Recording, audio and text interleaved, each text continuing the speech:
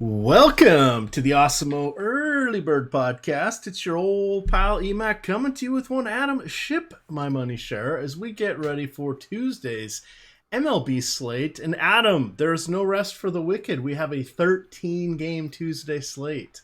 If that doesn't inspire you, I don't know what will. Yeah, nice to get another big slate out there. Yesterday's had a ton of pitching at the top.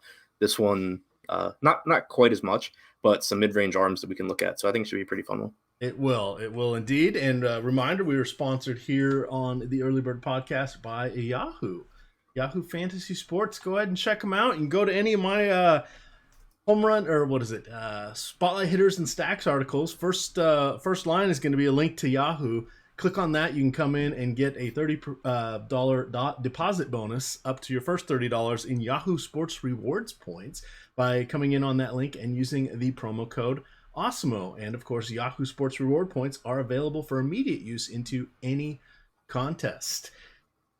Adam, I think we should kind of focus on the pitching for this one. Let's do a little, we'll focus on the high end. We'll see if there's any mid-tier value, and then we'll talk about a few people that we want to pick on, because with this many games, a variety of things can happen. There is everything should be diffused, and we will start our approach in this manner because we, of course, will have the DFS strategy show on Tuesday morning at 9:15. You will then get the deep dive written by Adam. That'll be behind the paywall, coming out about 3 o'clock, and then you will get Lofty and Adam on the deeper dive at 5 o'clock, and then at 6 o'clock you get live before lock. So we're going to cover this slate 7 ways to Sunday.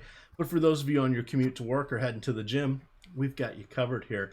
It looks like at first blush, Jose Berrios, Steven Strasburg, and Jon Lester and Noah Syndergaard are going to be the guys that we focus on, Adam. Now, Berrios gets to go against a team in Toronto that is struggling with their offense. Strasburg, very difficult matchup going against a lot of power hitters. He's relatively splits neutral, for lack of a better description, over his last 2.5 seasons. But a lot of power hitters there in Milwaukee, not a friendly park. Lester gets the nice matchup against Miami, but it is Jon Lester. What do we do with that?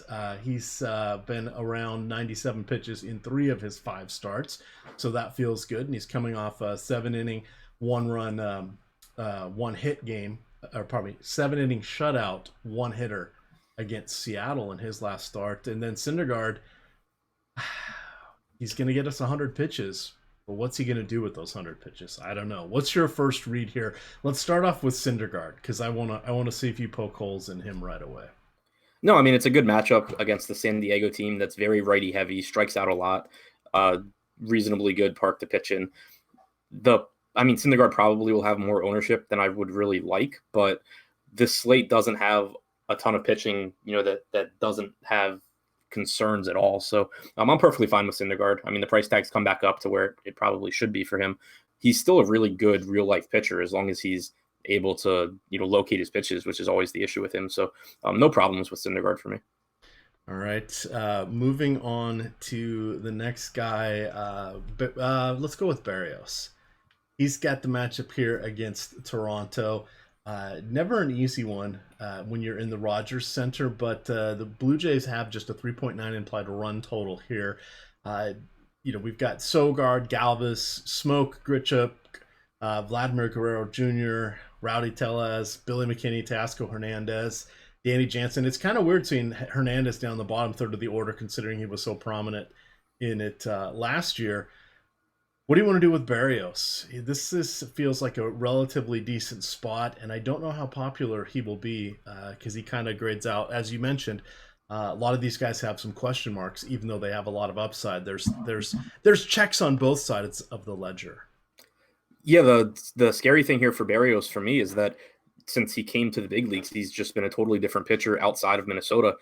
Not a great spot, not a great park to pitch in Toronto, not a great Toronto offense. If Berrios is on, he should be able to have his way with these guys, and I think there's upside. But it's tough to really pay a premium price tag for him when we have 2+ years of his walk percentage being higher outside of Minnesota, his strikeout percentage being lower, home runs going up. Everything consistently every season is just worse outside of Minnesota. So it's tough to pay more, pay a little bit more for Berrios than Syndergaard, especially when he's also similarly priced to Strasburg. And you do have a lot of pitchers in that, upper 8K, lower 9K range that have upside. So it wouldn't be surprising if Berrios has a big game, but at the same time, it's tough for me to get him into lineups, I think. All right, the Blue Jays have an 85 WRC plus, which is weighted runs created plus. It's an advanced metric that neutralizes ballpark factors, creating a league-wide benchmark of 100 when it normalizes everything there. 85, which means they score 15% less or create 15% less runs than league average in the same situation. They also are striking out number one against righties at 27.2%. So file that one away. That's that if you're thinking it's still noise with Berrios on the road, there's some reasons why you might want to give him some consideration here. All right, Steven Strasburg. I can never rationally discuss him. I am a tortured Nationals fan. Out of the Nationals, have a bullpen right now that's rivaling the Orioles. Their entire starting lineup from 2017 is on the injured list or no longer with the team. They have their 5 best players from this season are on the DL right now, though we may see Anthony Rendon come back shortly. What are you going to do here with Strasburg? Can he shoulder the load against this much revamped and retooled Brew Crew lineup? Yeah, he's obviously a really good pitcher, but again, it's tough for me to get to Strasburg at a more expensive price tag than Syndergaard against the Padres. I forgot to mention also with Syndergaard, it should be a very favorable pitcher's umpire in that game. Tonight or last night on Monday, we had Doug Eddings behind the plate with, I can't remember who was at first base, but one of the best pitching umpires was at first base. And so, should be behind the plate in this one. So you have Syndergaard at a cheaper price tag in a great matchup with a favorable pitcher's umpire. It's tough for me to pay up for Strasburg against this offense. All right. Fair enough. Anybody that jumps out to you next? Lester, Ryu, Caleb Smith, Nola with Max Fried. A lot of good righty hitters there for the Dodgers, but we've got some other options here. Let's work our way through them. Those guys are kind of the second tier price pitchers there on Yahoo. Reminder, Yahoo is a 2-pitcher site, but it has very unique pricing. You're not just going to be able to lift and shift your player pool from the other sites over to Yahoo. They only allow 10 entries maximum in any given tournament, and you also do not have an automatic upload or a CSV file upload. So you're not seeing those Apex Predator mass multi-entry guys there, or if they are there, they still have to enter their stuff by hand as well. But what do you like here in this mid-tier? I'm thinking Lester, Ryu, and Caleb Smith probably are the ones that bubble to the top, and then Nola and Fried are slightly second just because of their matchup. Yeah, I really like Caleb Smith. It's a tough matchup against Chicago, and I don't know yet what the wind is going to be doing, but assuming we don't get, like a crazy wind game in Wrigley, Smith has the highest strikeout percentage on the slate this season at 33%. And the Cubs, don't have a ton of strikeouts in their lineup, but Smith has shown that he can just really pile them up against anyone. So I like getting there. He's had success already this year, twice against Philadelphia, once against Cleveland, once against Washington. It hasn't really mattered, who he faces. And so I think that it's, a pretty good spot. He even struck out 7 against Atlanta, which is a tough team to strike out. So this stuff's just really good for Smith. I think that he's like the highest ceiling guy in that range. You mentioned Jon Lester. I hate Jon Lester. I really don't want to pay $9,000 for him. But if you're going to, this Miami team is really bad, so I think it's fine. But if that's where ownership's going to go, I'd be fine pivoting to either Aaron Nola or Max Fried at similar price points. Difficult matchups for Nola and for Fried, but Nola is a better pitcher than Lester, I think. Fried is a very talented pitcher who I like a lot. It's obviously a difficult matchup, but the stuff's really, really good. And you can even look at Colin McHugh against Kansas City. He's been kind of up and down this season, but with his new slider that he's throwing a ton, he does have really good swing and miss stuff. So I think he's another high upside guy in that price range.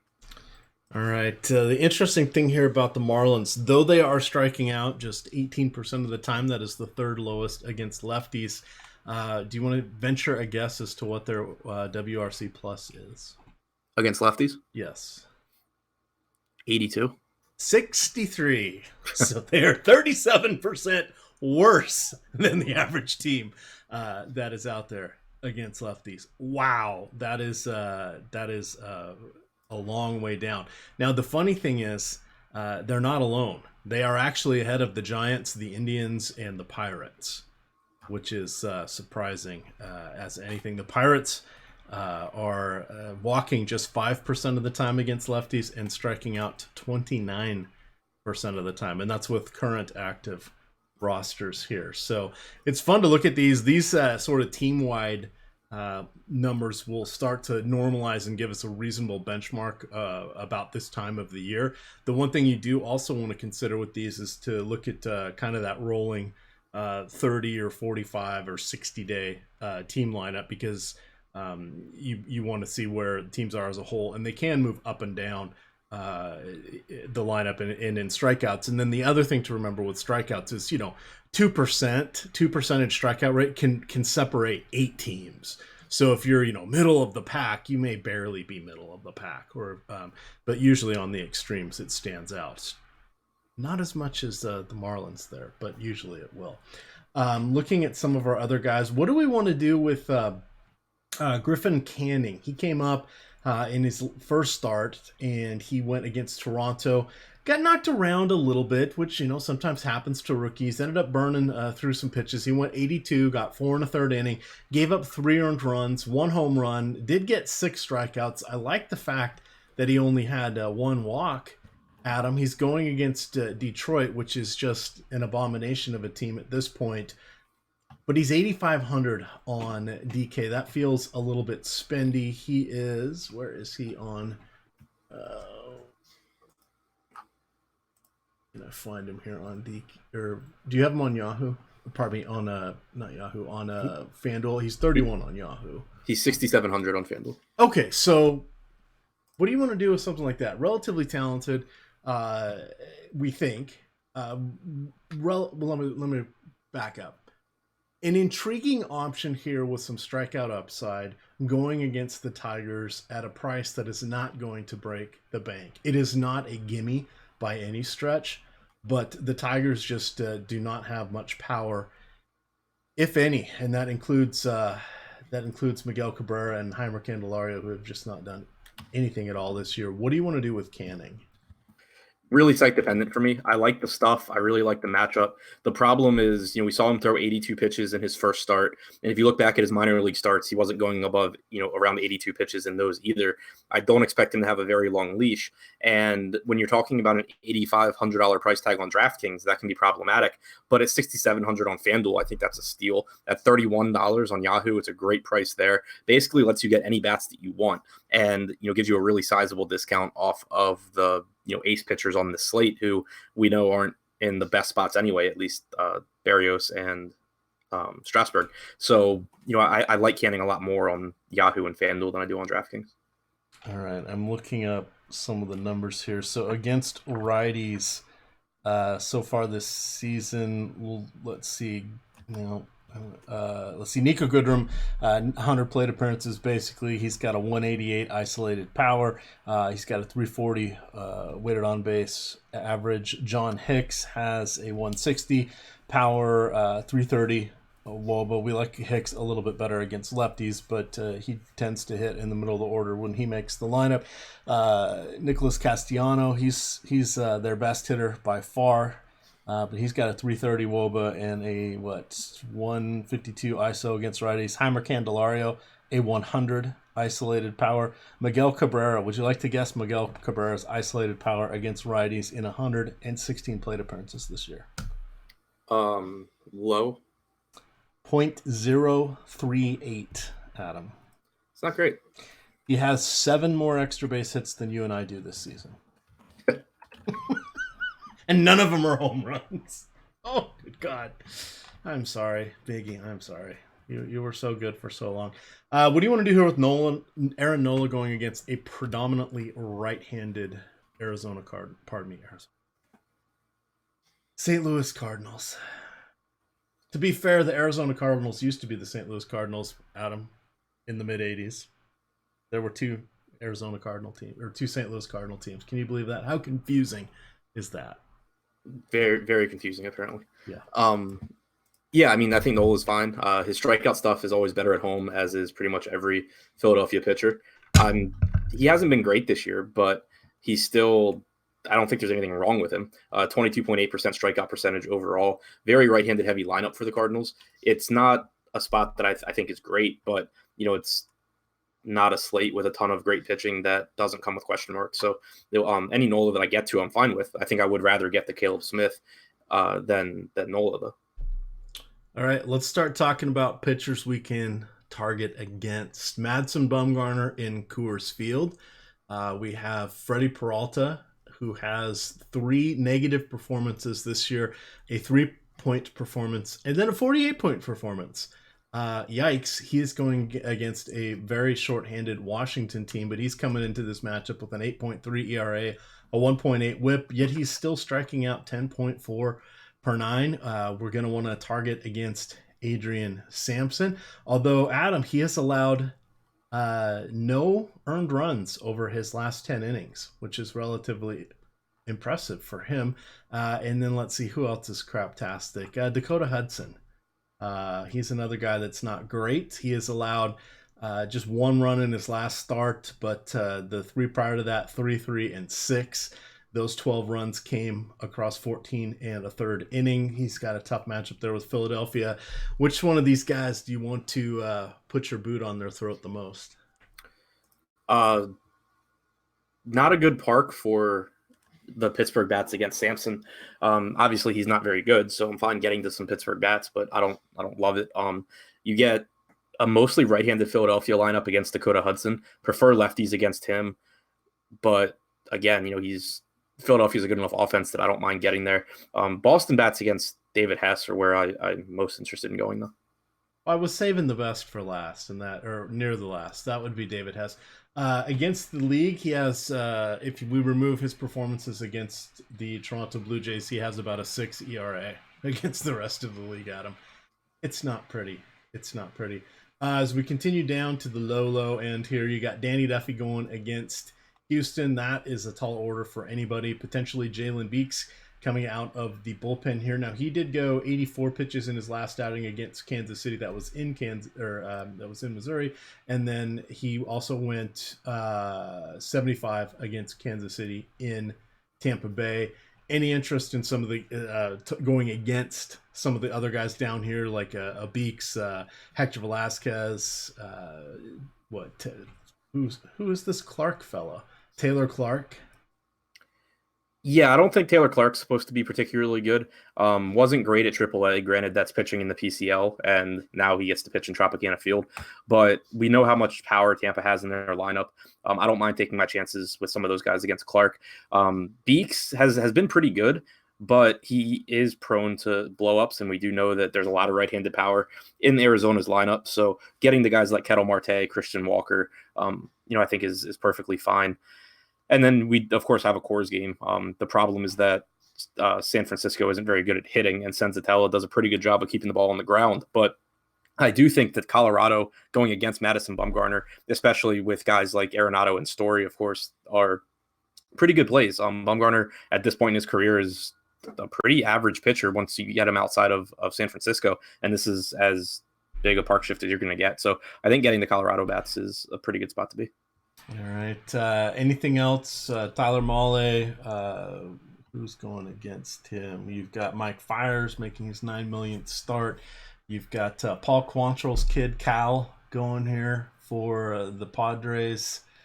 Anybody else you want to target against? I think Tyler Mahle's kind of interesting. It's obviously a really dangerous matchup against the A's. They have a lot of power, but most of their lineup is right-handed. And there's really 2 things that Mahle has struggled with in his career, and that's left-handed power and pitching in Cincinnati. It's a ballpark upgrade for him, and it's a lot of righties. So I think that there's at least a decent chance that you could get a pretty nice start out of a very inexpensive Tyler Mahle. Interesting. Cal Quantrill. He is in fact the son of Paul Quantrill. Paul Quantrill was a middle reliever way back in the day. I want to say he was what, like in mid to late 90s, maybe. Yeah. Uh, he literally could pitch damn near every day. He wouldn't come in for more than an inning, but they would just use him all the time. I'm trying to remember who he played for. I remember he played Toronto. for the Phillies. I remember he played for Toronto. I know he played for the Yankees, but he was around for a long time. There's probably a couple other teams in there that I've missed, but interesting. There, his kid was number 8 pick overall out of Stanford. Yeah, throws like 95 miles an hour. Not great strikeout stuff through the minors so far, but has the stuff where he could be pretty good going forward. I don't mind taking lefty power against him at this point though. All right, that is probably going to wrap it up for us here. Stephen Brault, any thoughts on him? Duffy, Norris, some lefties there for us. Yeah, I mean, not looking to get to Duffy or Norris, especially Duffy. Stephen Brault, kind of interesting. He's coming up to basically fill in the Jameson Taillon rotation spot. He's only thrown 8 2/3 innings this season though, so I don't anticipate him going too deep into the game, and that's obviously a problem. So I think I would stick. If I were looking in that like $7,000 range on DraftKings, I'd probably stick with Tyler Mahle and just hope that he's able to limit the right-handed power in that lineup. All right, that'll wrap it up for us. Again, we've got goodness, it'll be probably 3.5 hours of MLB coverage there on the YouTube channel. You're going to get the deep dive, which will be a couple thousand words. You're going to get spotlight hitters and stacks. You're going to get spotlight pitchers article. You're going to get projections. You're going to get popularity. You got it all here at Osmo.com. If you haven't signed up yet, use the promo code EARLYBIRD, all one word, get 50% off any 1-month package. And we've also partnered with Fantasy Cruncher along with Lineup Study. And we've got a boosted Fantasy Cruncher add-on available here through Osmo. It now automatically updates with the Osmo ownership projections, and I believe the regular projections are going to be coming soon in an automated feed in the next week or so. Plus, you get Lineup Study, which is a lot of fun. Check out the YouTube channel. It will explain it better than I can. But what it is you can go look at any DraftKings contest and see what the top players are doing. You can see what you're doing. You can see what any players are doing in the larger contests. So as we get the CSV files, upload them, and then you can study the other players very easily. It'll highlight for you what they're running with their stacks, or how many teams are they running at 5-3, 4-4s, 5-0s, 4-3-1s, etc. It'll also show you profitability for each of the contests, and it's a good way to study and see if your approach on different size slates makes sense. So we have learned, or at least I have, that what I do on a 13-game slate is a little bit different than a 9-game slate, and markedly different than what I'm doing on a 4-game slate with baseball. Same goes for basketball, and in particular hockey. But this is a lot of the stuff I've learned how to do, I've done by going into Lineup Study and seeing what some of the top players are doing and then modifying it for something that works for me. Have you had time to play around much yet in Lineup Study? Or Rewind is the other great feature that already exists. I know you use Rewind a lot. Yeah, I played around in Lineup Study a little bit earlier today. I used it in NBA and fixed a couple of things that I think I was doing wrong. But yeah, I mean, it's combining it with Rewind's a really good way to go because you can kind of craft your own strategy while also taking ideas from people. Like, you don't want to just blindly, mimic what the top players are doing necessarily, because at this, like, the ultimate goal is to be better than them. But if there's something, they do things for a reason. So at the same time, what they're doing is probably good, and you can kind of take those ideas, play around and Rewind, and kind of see if you can tweak them and improve on them. Yeah, and you can also use it to test your projections as well, or whatever projections you're using, because you can have those loaded and say, all right, well, this is how they made their core lineup, or this is what they were running for their stacks, and you run your own and see if you have the appropriate settings. Maybe you have too much randomness. Maybe you don't have enough. Maybe you're using too many uniques or not enough uniques. So this is definitely a good way to test things out, and it's kind of like a quick practice of theory and putting it into play and seeing, did this work or not? Now, you want to remember, every slate's different. It's why they play them. The results are going to be different. The variance is going to be baked in. But if you start analyzing a couple of the top players, mimicking some of the things that they're doing or some of the things you want to try out, you can easily go quickly into different days. And even if you're just using the Fantasy Cruncher default projections, which are there along with the actual score, if you're using, a 20% randomness or higher, their projections are going to be just fine as to whatever you're loading as well, because it's a range that comes out, but it'll help you see some back testing with your strategy and how you leverage things out against what the field's doing. Perhaps you said, oh, what if I had faded this guy? Would it have worked? What if I had stacked this team? Would it have worked? And, Adam and I laugh a lot because we'll say, oh, yeah, this team did awesome. They scored 9 runs, 1 home run, 2 doubles, and then the pinch hitter and a pitcher got 3 of the RBI. It's like, well, that was a crappy stack. Even though you look at it blindly and think the team did well. Check out that stuff. See what would have happened when you run it. Because you're going to find out a lot of times there's RBIs going to guys that aren't even going to be on your radar at all. And that affects things dramatically one way or the other. But in any event, check that stuff out. It's a lot of fun. And use the promo code EARLYBIRD to get in and get a discount on your subscription. With that, you can follow Adam at ShipMyMoneyDFS. I am at EMACDFS. And of course, it is Osimo_COM. Good luck, gamers.